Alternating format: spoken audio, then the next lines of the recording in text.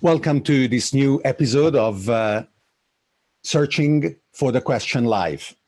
My name is David Orban, and as always, we are experimenting with new components to make this fun, also stimulating, and hair-raising. And we are always finding something that doesn't work, but we correct it on the fly.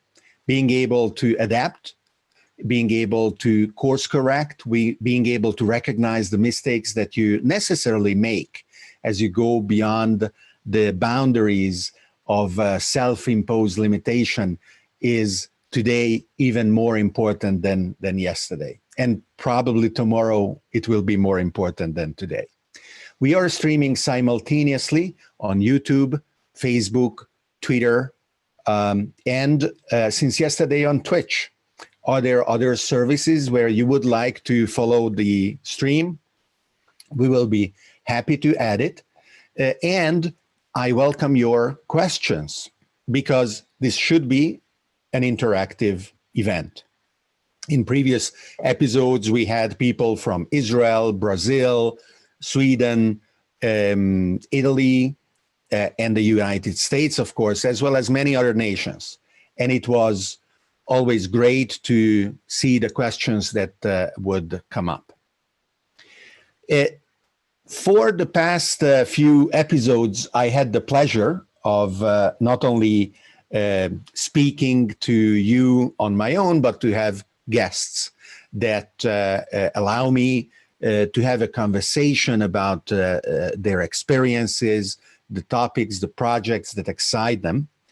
And it is like that today as well.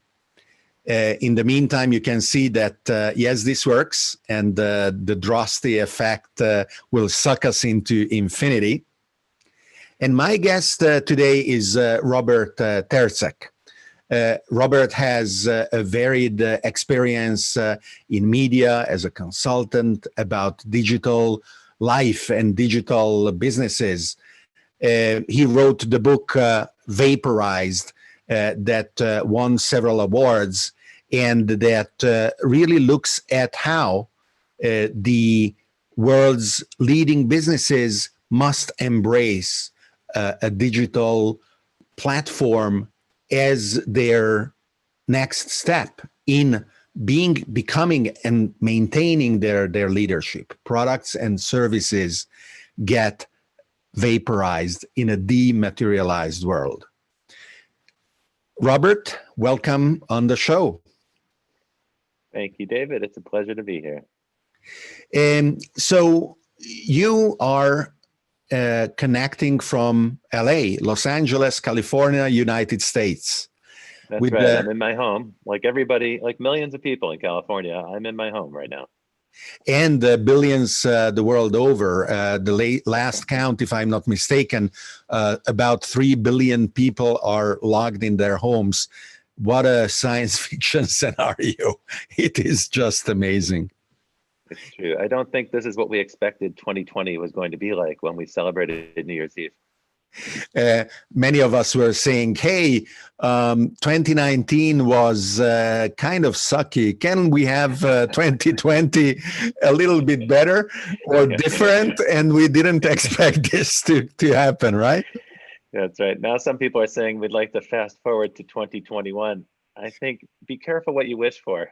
That's right. Who knows? Who knows what is going to happen?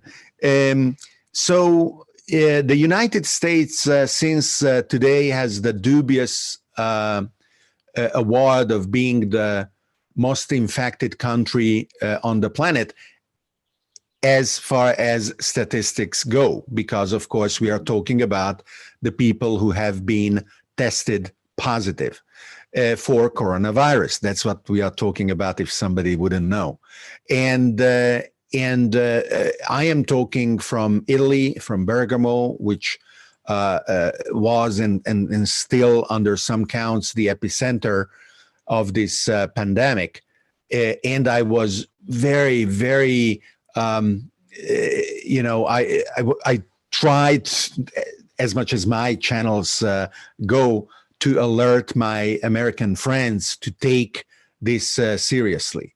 Do you remember if for you already in January or February, there was a turning point when you realized this would be something that became serious? Yes. As you probably recall, the first reports of this virus in China happened in late December. And of course, it's the end of the year. People were preoccupied. It wasn't clear, exactly what it was at that time. And so there was some confusion. But let's all remember, for the sake of posterity, there was no doubt what this was by the middle of January. And by the end of January, it was very clear that this was a highly infectious disease. The lethality wasn't well understood. It still, frankly, isn't, because it's determined by so many other factors. But what we knew is that this is a very infectious disease. It was spreading rapidly and could cause respiratory failure. And that sounded a lot like SARS. Now, I happen to be working in Asia about 15 years ago when the SARS outbreak happened. And that was a serious epidemic. It evolved very differently than this one, of course. But one of the reasons that it didn't spread wider is that the Southeast Asian countries and China responded so quickly. Those countries were prepared, and they didn't forget the lesson, and they immediately deployed all the techniques they used to contain SARS. And that's one of the reasons why we've seen countries like Singapore, Hong Kong, and Taiwan respond so quickly and have a relatively low rate of infections and lethality. Unfortunately, that lesson was lost in other countries. So here in the United States, we had clear information that this was coming. And what we did was practice denial, obfuscation, a certain amount of fake news. And as a result, Americans responded in a very lethargic way. We should have been more prepared.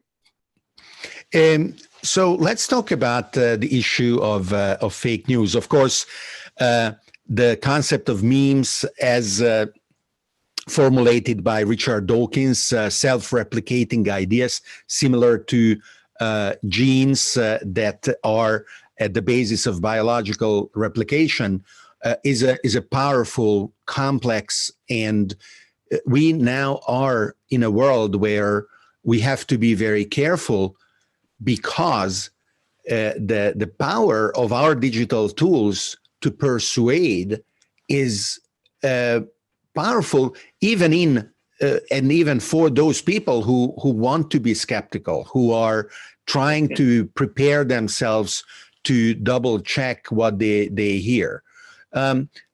Why do you think the wave of fake news is building today? Why do we have this, not only relative to the coronavirus, but for many other hot topics? So, as you pointed out, Richard Dawkins has something to teach us here. He's the person who coined the concept of a meme, which is an idea, basically an idea virus, if you will. So one way to think about what's happening right now is that while we're dealing with this global pandemic, there's a second virus that seems to be getting transmitted around the world, and it's in some ways even more pernicious. It's the virus of fake news, of misinformation, bad information that people pass off or package up as good information.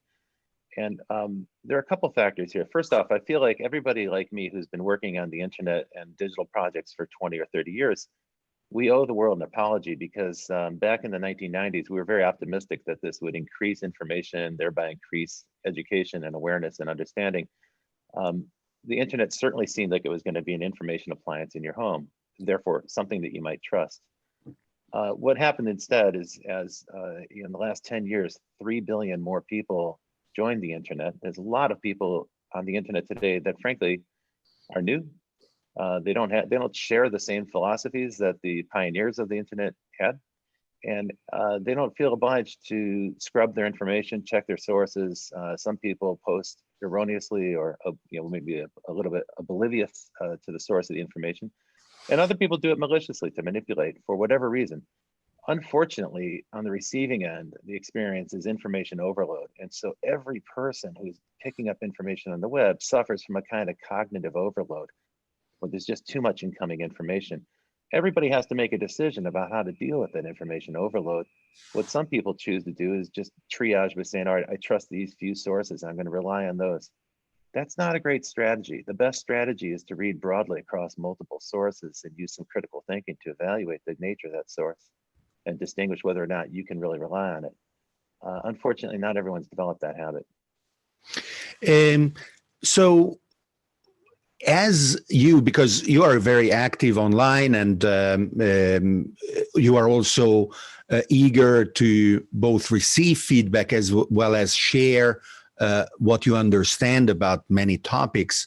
On Facebook, for example, I'm always happy to read your analysis because they are not boisterous. They are not going for, you know, a gazillion likes for likes' sake, but they are always very informative, with your head on the shoulder, even when you have to raise a certain alarm like these days.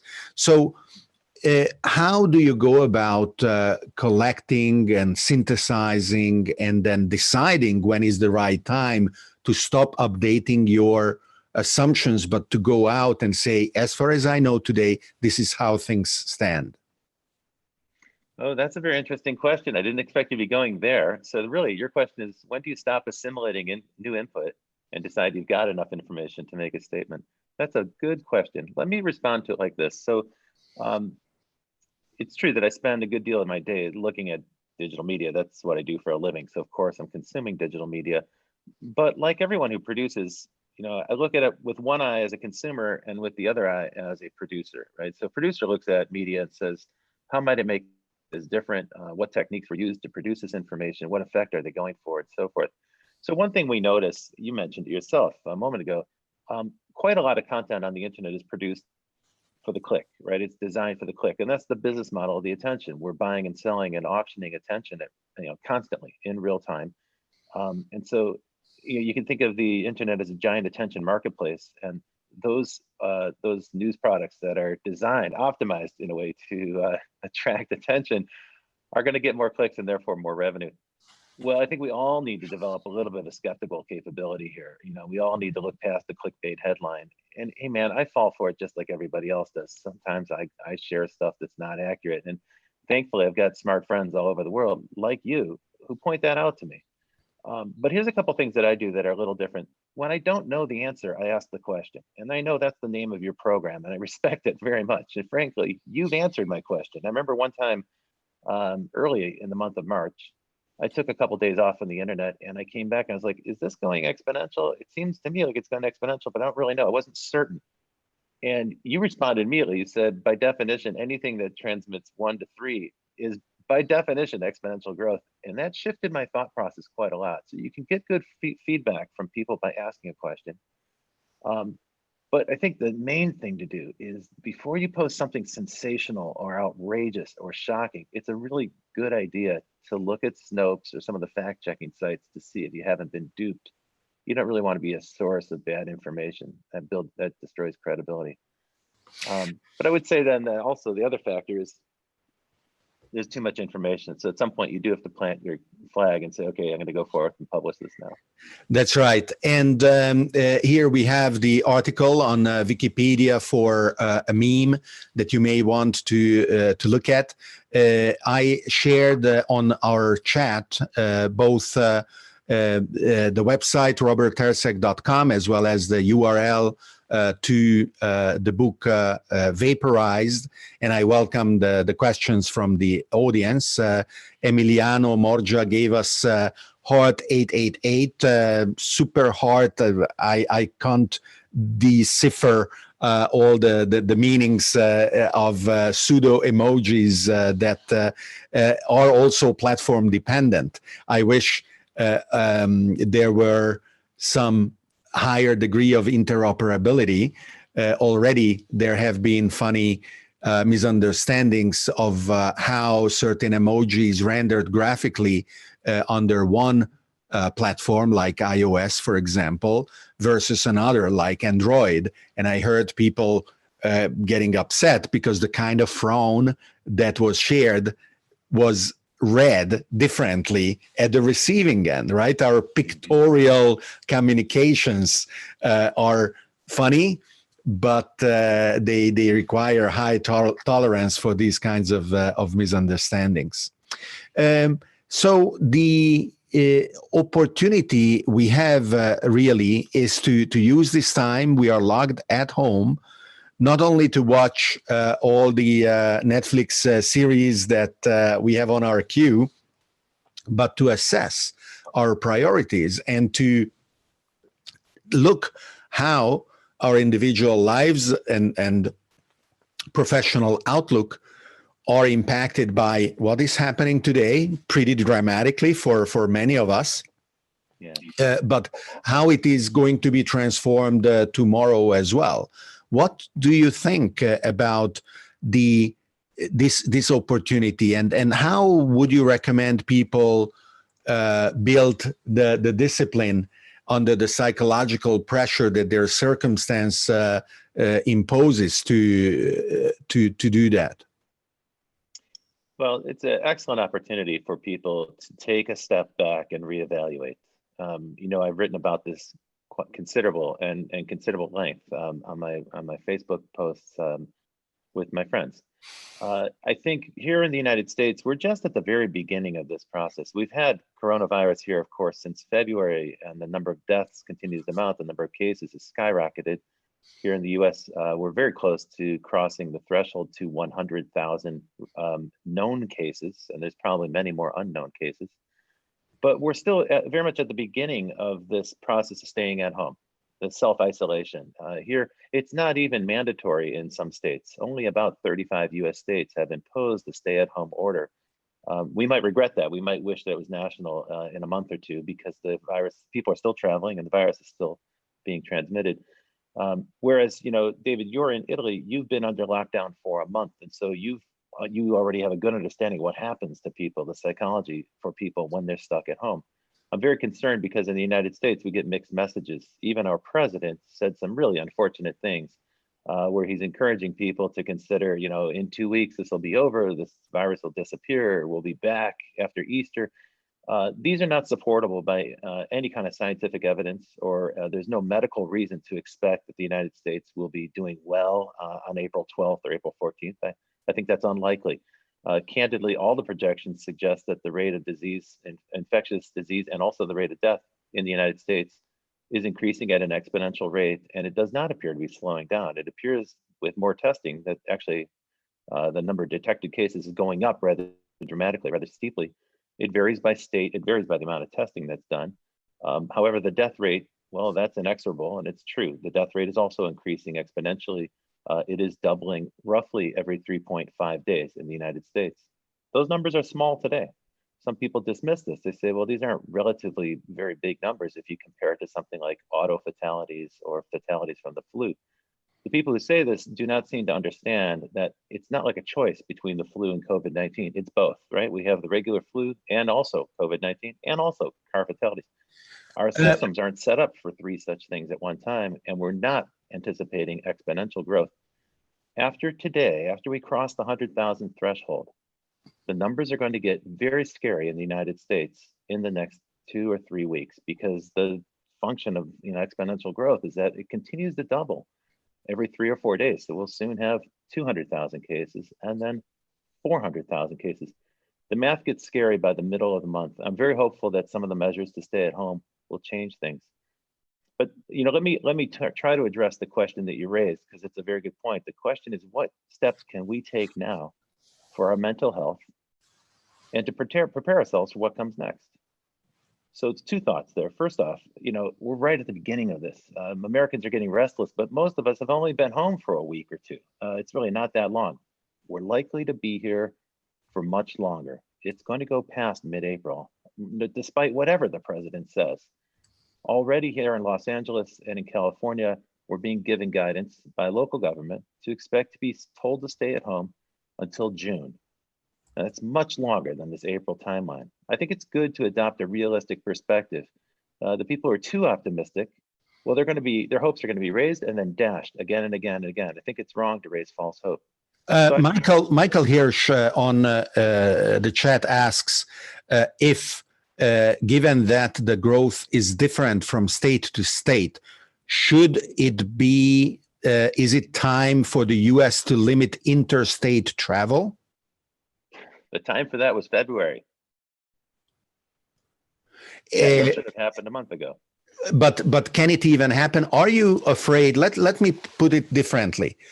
Are you afraid that in a panic of self-preservation, a government that has tried to deny reality is going to then go completely overboard and impose curfews and military occupation in the U.S. territory?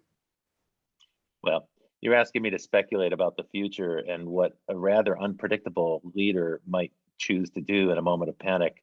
Let me caveat all of this by saying this is highly speculative. Here's what I do know. I think what we all know.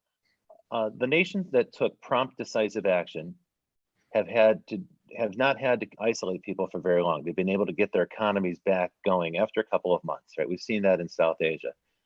Other nations did some of the right things, but they did them too late. And I'm afraid to say that's probably true of Italy, where the government made the right moves, but 10 days too late. They waited too long. Here in the US, we seem to be torn between making the right decisions. There's plenty of smart people advising the president and other leaders. You can see that at the state level, the governors are making very intelligent decisions, governors from both parties. So we have smart people suggesting that we take a scientific or medical approach to contain this and do whatever we can. And then there's all these other voices, pro-business voices and people that are a bit more reckless and denialists who are saying, come on, it's no big deal. It's not worse than the flu. Let's get back to work. The problem with that dynamic is that if we don't commit to a measure now, then the problem will get worse. It will persist. And the next intervention has to be more drastic, right? I don't know what the next intervention will be.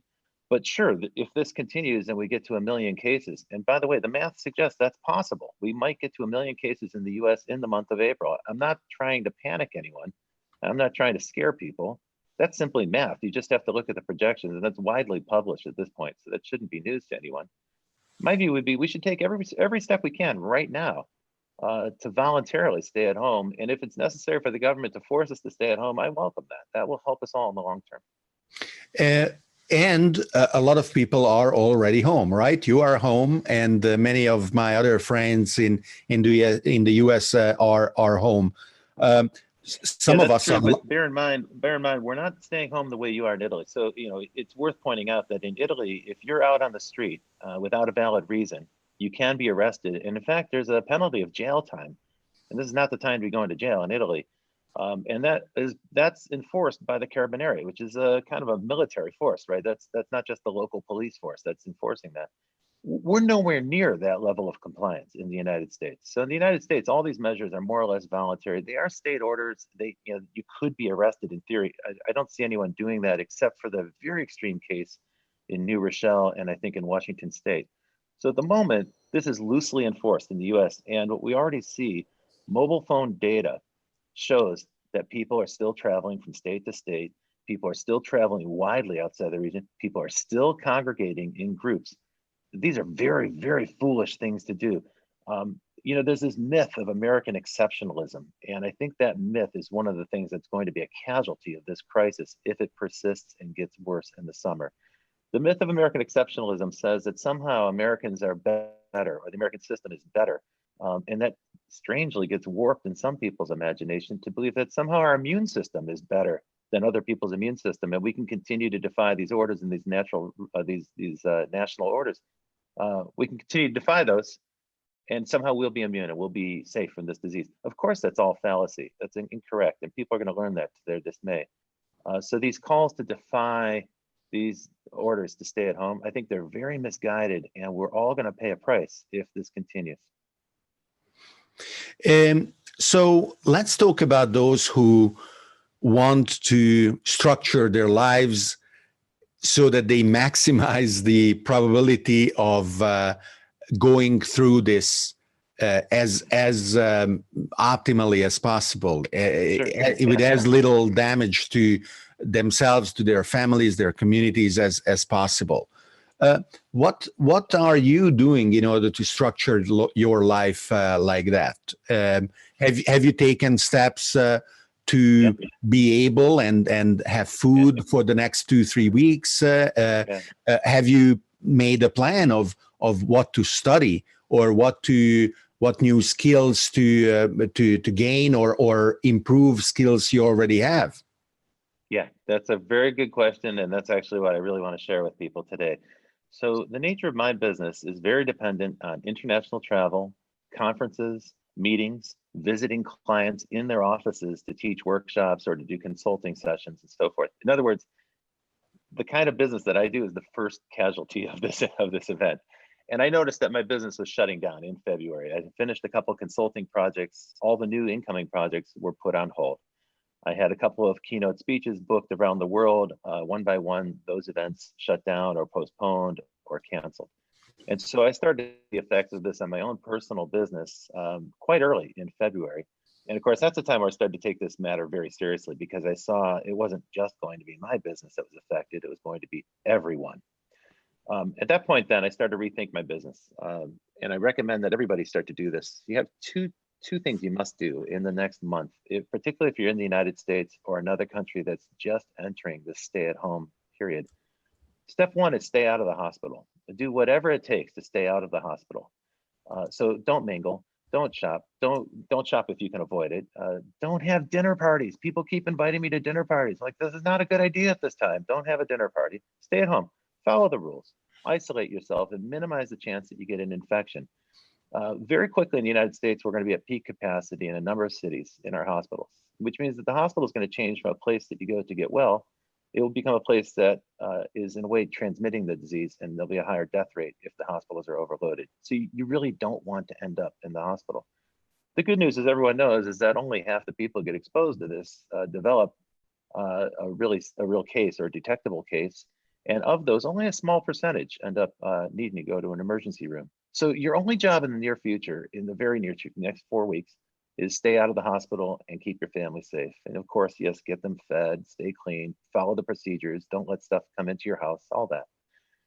But I want to encourage people to think a little bit beyond the very near term, a little bit beyond, a couple of months from now. We're going to emerge from this in a few months. The world will be very different. I don't think we're going to go back to the world that we were in. Pandemics have a way of changing things. Can you make an example? How is the world going to be different? Okay, so here's one example, just exactly what you and I are doing right now. I spend about 5 hours a day on Zoom with my clients now. And I think that's true of many, many people, right? So you can imagine all these quiet houses that you pass on these empty streets. Inside, half the people are using Zoom to communicate. The other half are using services like Spotify and Netflix and Amazon Prime to stream video or to consume other kinds of content. So one thing that's happening is where certainly there's a growing number of people using tools for telepresence and for on-demand entertainment and other digital services. You know, that number was growing quite rapidly, but suddenly we've been thrust into it, right? We've been propelled into a fully digitized future. Many companies were not planning to have people work from home. In fact, there was a kind of reaction against that in the United States. Some companies felt that it was unproductive. Well, suddenly, as of the month of March, every company that wants to be viable in the United States must learn how to deal with a remote workforce and how to manage them. So suddenly we have to develop new skills, and successful people will develop those skills. Looking further down the road, though, you can start to see that as people adopt new habits, you know, as we get exposed to consuming things at home and getting deliveries from the grocery store or whatever adaptation you make, some of us are going to hang on to that habit.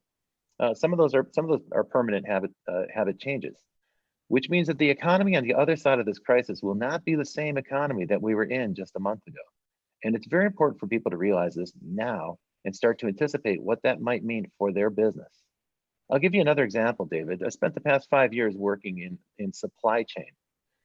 Supply chain, even the people that work in the supply chain field feel like it's kind of a boring business. It's mostly about logistics and moving things around the world. I found it fascinating because I deal with digital networks. And of course, my project was digitizing the supply chain. So I was looking at it from that perspective. And I realized that there's this vast network of physical things being transferred, just like packets on a network, except that they're containers on a ship. The analogy holds up quite well. And of course, you can imagine then digitizing and automating that. Well, for several years, there's been a movement towards reevaluating supply chains because the view is that they're very efficient, but they're very brittle. And now, to our dismay, we've discovered just how brittle they are. Supply chains can break very quickly. It only takes one missing part to shut down an assembly line. And so gradually in the month of February, as China was in lockdown, one by one, some of my clients started to realize that they were missing a key component and couldn't find a replacement part for it. I guarantee you those companies are reevaluating their supply chains, and what comes out on the other side of this crisis is going to be a sweeping change to the way our supply chains are organized, which countries that we're totally dependent on, how much we automate, how much is re-onshored. We bring manufacturing closer to distribution and so forth. So many of the trends of the last 30 years are going to be reversed just in that field alone. But let me point out, the supply chain is a $40 trillion enterprise globally. So this is not a small thing in the periphery. It literally will touch every consumer product and every retailer on the planet.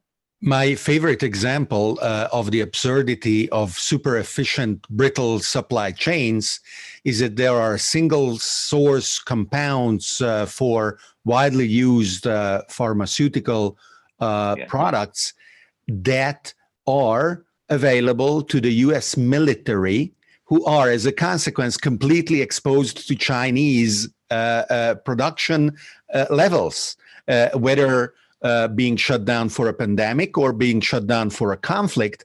It is absurd that there are no alternatives that create a more decentralized and more robust and resilient option.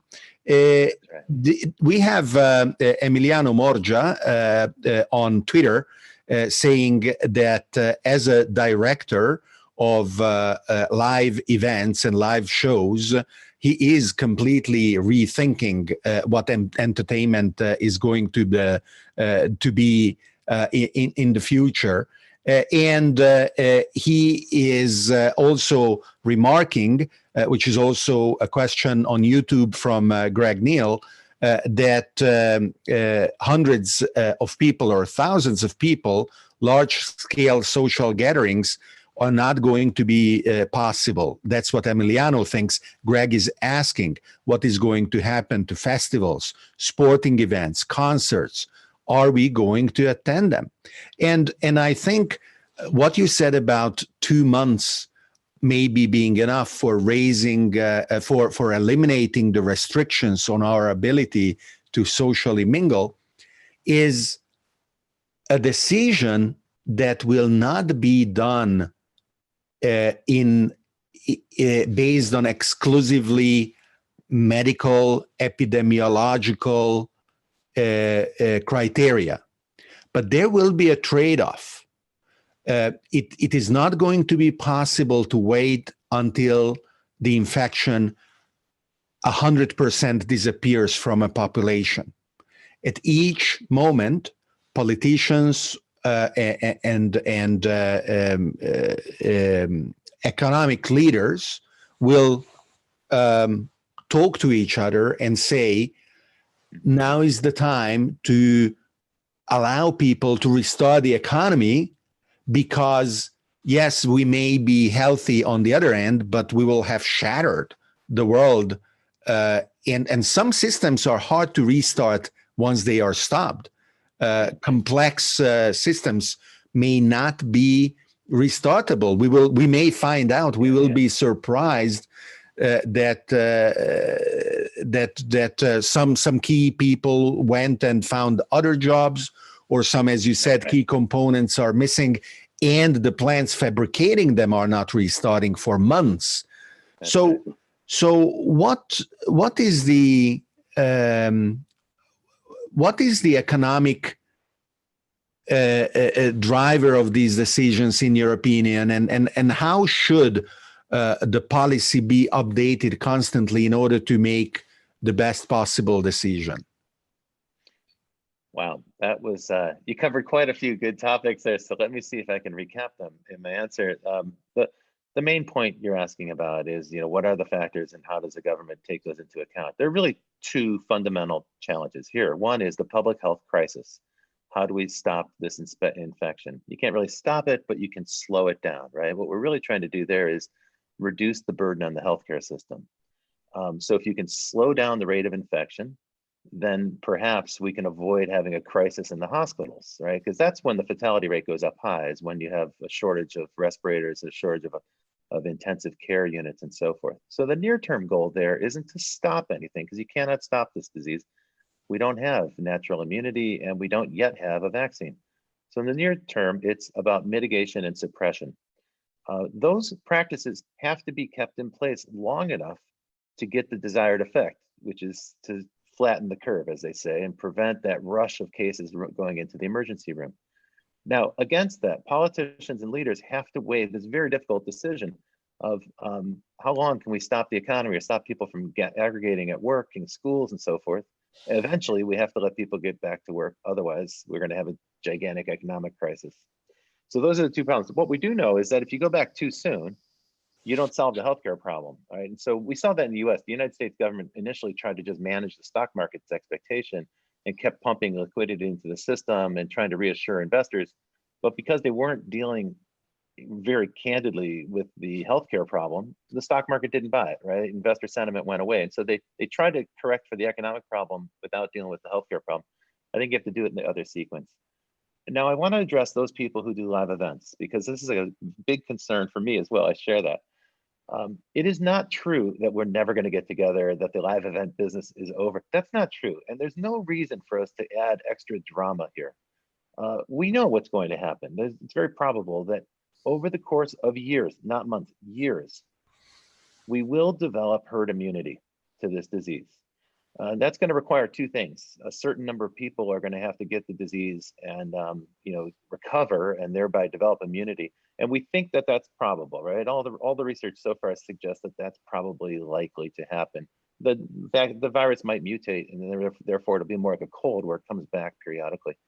And the second thing is that there's promising research being done right now on a vaccine, but here politicians have raised false hope. I don't think it's likely to expect that vaccine to be available anywhere at any kind of scale this year. It's probably going to be next year. So those two factors then suggest to me, David, the practical way to think about this, the healthy mindset, is to embrace the possibility that we are going to have kind of surges or rebounds of infections every 3 or 4 months. It's going to come back. Perhaps we'll get some relief in the summer and the warm weather, but it probably will come back. Wave 2 will come back. That's been a factor in almost every infectious outbreak, including the 1918 pandemic. And so, and particularly in places like the United States, where people refuse to participate in a voluntary stay at home and continue to meet and greet and gather, well, they're going to continue to get infected as well. So we'll never really be able to suppress it in the United States. So that means it will become a factor of life. But there'll be an increasing number of people who have been exposed to, who survived, and they will develop some form of immunity. We certainly hope that that's going to happen with people who are in the healthcare profession, because we need people who can go into the healthcare and not be concerned about getting themselves sick. We're not there yet. We don't have that yet, but that's a very important factor. So over time, what I think you're going to see is a large and growing percentage of the population who are immune. Now, here's an interesting question, David. How do we let people know that we've got immunity? In the United States, that kind of information is considered very private. In Singapore, that information is public. The names of the people who are infected are publicized. They think it's a public safety aspect of public safety that people should be well informed. Clearly, we're going to have a gigantic debate about this, but if you put it in the context of something like a dating site, you're going to want to know, if you're on a dating site, who's got immunity and who doesn't yet have immunity. I mean, that could be a fateful decision if you make the wrong call there. So at some point, we're going to find a way to communicate to people who has immunity, and there isn't yet a serum test that'll tell us if people have the antibodies, if they've been exposed and survived. But we've already heard calls for that from the governor of New York, who I think is making some very practical suggestions. And so any test for antibodies that helps us distinguish who has some form of immunity from those who don't, that will go a long way to bringing people back to the workforce and starting the economy again. We have a lot of questions going by fast enough that I cannot even keep them on the screen because this embeddable gadget doesn't let me scroll back. But I have also another access where I can. So Gio Scripcariu, who is in Romania, is asking, what will be, in our opinion, the winning business models of the post-corona world? which I think is an important question, because there are business models that are well suited to a certain world, and there are business models that aren't. The business model of Facebook could thrive because the US had no regulation around the gathering and the selling of data about individuals. And Facebook was very capable in exploiting that lack of regulation. Now, when you say that in a post-corona world, we have to be able to reliably understand whether we are a threat to each other as we meet, that cannot be left to the private sector to work out, I would say. And if we did, it would be an experiment in social Darwinism at a billion user scale. And maybe Facebook would be quite happy to say, no, we can work it out, but I don't know whether we should let them. So there will be regulation. And of course, the regulation will be wrong, and we will update it and upgrade it until we get it right. And in some places will be different than other places. But the consequence of that regulation will be to design a new playground, a new level on which to build the business models that are better suited. Do you have any reaction to that line of thought? Sure. I mean, this is a field of my expertise. I'm not an expert in infectious disease, but I am an expert in designing and developing digital services. This is what the point of my book is about. Vaporized is about replacing physical things with software. It's a simple idea when you say it that way, but when you think of its implications, it's quite complex. And I go into great depth in several different industries. I evaluated, across industries and also education, how we might replace a physical product or physical item or even a physical place with a digital service. So from my viewpoint, the companies that made that decision years ago are the ones that are thriving right now. And look at Zoom. We're using Zoom right now, right? Zoom replaces a physical meeting. It also replaces an airplane to some extent, because we can connect directly face to face and share it with thousands and thousands of people. Their stock's doing great. And so, I've heard that Citrix did 8 billion phone calls in the month of March. I don't know if that figure is accurate or not, but we're starting to see these dematerialized services scale. That's true for OTT video that's streaming. That's true for music services, but it's also true for healthcare. I had a conversation with a doctor this week because I have a knee problem, which is going to get fixed. And of course, they were encouraging me not to come in. I'm happy not to come in. And we did a video call. We used technology that I helped develop almost 20 years ago at Packet Video for streaming video. And so now you can replace the doctor's office or the doctor's visit with a video call. So that's the first idea, is replacing some physical thing with software. But the idea can be extended. We're also going to start to see people replace human beings with software. And there's all kinds of policy issues that are going to fall out from this. But you're going to see, certainly in the field of automation and manufacturing and supply chain, you're going to see automation and robotics come to the fore. They'll be more advanced and more accelerated because people don't want to be exposed to this kind of risk in the future. So I think on the other side of this, you'll see a lot more automation. I think you're going to start to see data emerge as even more important. Now, everybody's been hearing about big data for 10 years, and in some respects, we're almost bored of the topic.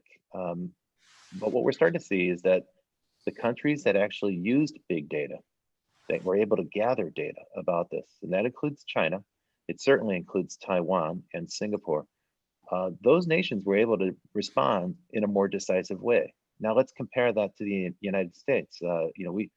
Our biggest blunder by far was our failure to start testing, and we still are trying to catch up. And eventually we will, because we have the manufacturing capability. We will eventually catch up with testing, but we'll be starting very, very late. We should have started that testing process in February, and here we are in late March, and we're still barely able to do enough tests. So we don't have enough data. Now, the reason I bring that up is that the healthcare industry is ripe for transformation, and I think this crisis is going to stress out the existing healthcare system. But it's also going to cause us to start to see some of the mistakes that we made or some of the blind spots that we had. This crisis is going to make those very obvious. David, just the last few years, companies like Microsoft, Google, even Apple to a certain extent, these companies have been developing new technologies and new plans for the healthcare industry. So if you think about your Apple iPhone, it's gradually becoming a kind of wearable device for you to track your own fitness and your own health and so forth. Last year, I had the opportunity to work with a couple of healthcare companies, and I was talking about these initiatives, and I asked them how much attention they were paying to them, and frankly, they weren't paying much attention. They didn't consider those companies direct threats. To me, the pharmaceutical companies and the US healthcare companies have an enormous blind spot. They've optimized for regulation, as you point out, right? They optimize their entire business for the rules that govern their industry, and what they aren't looking at is disruption by information companies. If Apple and Microsoft and Google and Amazon are successful in their digital health initiatives, we're going to use less of the existing healthcare system, right? The whole point of information is to supplant that physical delivery of healthcare. It's exactly the premise of my book, Vaporized. So the idea would be to intervene earlier, to give people better data sooner so they can make lifestyle choices and behavior decisions that will keep them out of the hospital. And right now, all of us get a chance to experience that firsthand, right? We're either going to make the right decisions, start to adapt our lifestyle and do different behaviors that keep us out of the emergency room, or we're not. And some of us will get sick. I certainly hope everybody listening to this is taking it seriously enough to make that adaptation themselves in a timely way.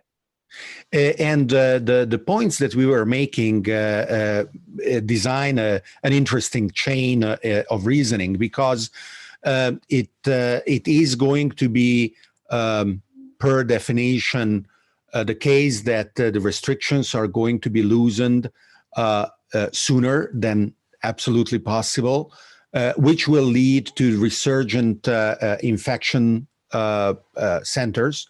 But hopefully by that time, our testing ability will be more granular, so that we can block a city and not a nation, or a city block, or maybe even just an apartment block, because we will be able to test very broadly, very rapidly, and know who are the infected to be quarantined. But over the course of a few years, as you pointed out, likely coming from innovation in technology companies who are able to design sensors and wearables, or even autonomous nodes that we just let hanging around, like we have today an Alexa that plays us music. We may have a new version of something that breathes in the air. You just go there and you say something, and it can say, "Oh, too much garlic," or it will say, "You looks like you are infected." And as this capability develops, of course, it will have to be updated for variants and mutations of the coronavirus, or new pathogens that we will discover being in the wild and starting to spread. Okay. And then there will be an almost magical moment, maybe 10 years from now, you and I or whoever just talking will say, "Do you remember? People could enter a school, a shopping center, an office building without having been tested in real time against the hundreds or thousands of pathogens that we are." They were shedding viruses and bacteria by the hundreds of millions at every step, and they did nothing about it. They didn't even think of how dangerous that was. Oh my God, the ignorance. How could that be? And that will be a very interesting new world that I see emerging from this. Hey, David, to build on what you're saying, just imagine automobiles. As much as people are concerned about the COVID virus, in the United States, 40,000 people a year are killed in auto fatalities, and globally the figure is more than 1 million. And I do think it's quite likely that in about 50 years, people will look back and say, "I can't believe there was a time where we let human beings, with all their frailties and all their failings and all their lack of attention, operate this machinery at high speed that could kill other people." I think we'll look back at that as a very peculiar time in history when humans operated motor vehicles. I mean, it's unthinkable from today's perspective because we're so used to it. We take it for granted. But the automobile's really only been with us for about 100 years. And it's probably the most important product of the 20th century, but it's also one of the products that's subject to the greatest amount of change in the next 50 years. So yeah, sure, our perspectives are going to change on the other side of this crisis. So our show has been a great pleasure for me. I had a lot of fun talking to you, and hopefully so did our viewers.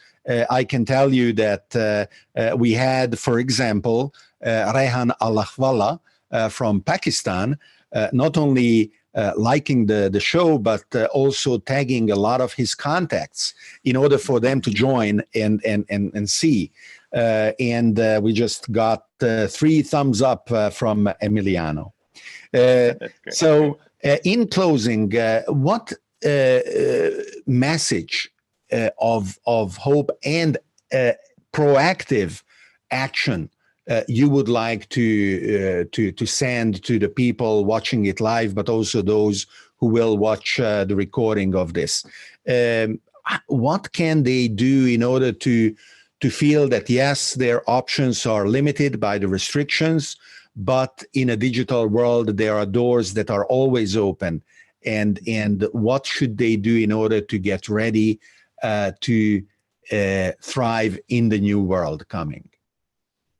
My advice, if you're at home and you're not able to go to work, my advice is to take a little bit of time each day.